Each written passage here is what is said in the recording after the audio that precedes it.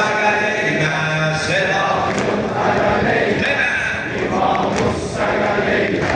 Selamun Aleyna Bütün Şii'lerinden salam olsun Hüseyin'e Bütün Şii'lerinden salam olsun Hüseyin'e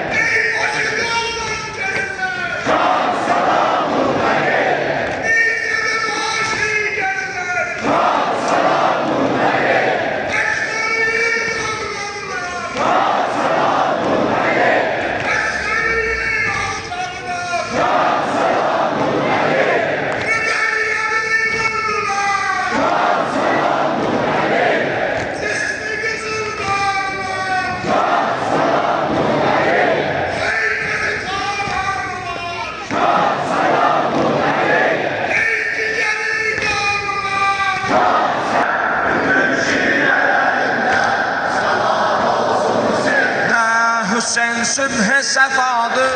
Hüseyin sirri xudadır Hemi dərdə dəvadır Hüseyin babərəcadır O yer ki vətən etmiş Adı Kərb-i Bəladır Əcəb ali bəladır İmam-ı Səqələynə Silatul Hərəmeynə İmam-ı Səqələynə Silatul Hərəmeynə Bütün Şii'lerinden salam olsun Hüseyin'e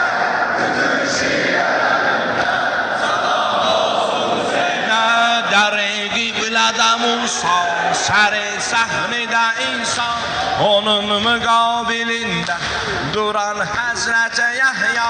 Mücabirdə dayanmış Mələk səffən o səffan Süpürər hərəminin Tozun Məryəm o saran Məhərrəmlər olanda